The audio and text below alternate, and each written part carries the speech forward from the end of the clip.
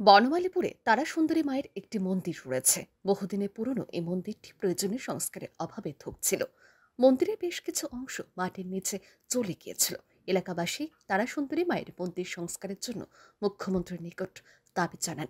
মুখ্যমন্ত্রী professor doctor Manik Saha এই মন্দির সংস্কারের উদ্যোগ গ্রহণ করেন। বর্তমানে মন্দিরের সংস্কারের কাজ চলছে। বৃহস্পতিবার এই মন্দির পরিদর্শন করেন মুখ্যমন্ত্রী প্রফেসর ডক্টর মানিক সাহা।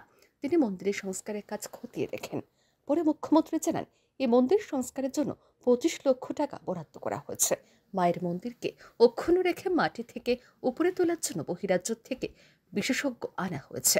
বর্তমানে প্রায় 7.5 ফুট উপরে ওঠানো সম্ভব হয়েছে।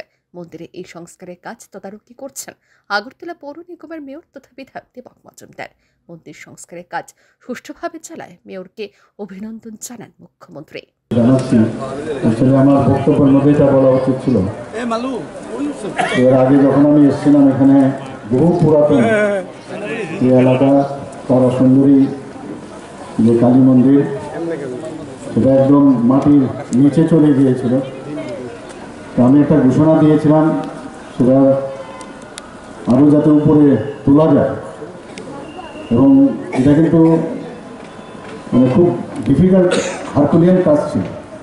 তো সেই জায়গায় দাঁড়িয়ে আজকে এটার কাজকর্ম এবং বাইরের থেকে যে এক্সপার্ট তাদেরকে আনা হয়েছে, এবং প্রায় 20 থেকে 25 লক্ষ টাকা খরচ এর মধ্যে ধার্য করা হয়েছে, এবং প্রায় 7.5 ফুট উপরে উঠিয়েছে সেটাকে। এটা যখন কাজকর্ম পুরো কমপ্লিট হয়ে যাবে নিশ্চয়ই আমরা আসবো, এসে এখানে আমরা পুজো অর্চনা করব। এই কথাটা বলার জন্য আমি আপনাদের সামনে দাঁড়িয়েছি, এবং আমি আমাদের আগরতলা মিউনিসিপ্যাল কর্পোরেশনের মেয়র সাহেবকেও ধন্যবাদ দেব। ওনার নেতৃত্বে সেটা সম্ভব হয়েছে। সবাইকে অসংখ্য ধন্যবাদ।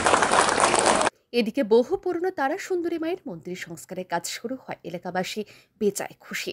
মন্দির সংস্কারের প্রয়োজনীয় উদ্যোগ গ্রহণ করার জন্য এলাকাবাসী মুখ্যমন্ত্রী প্রফেসর ডক্টর মানিক সাহাকে অভিনন্দন জানিয়েছেন।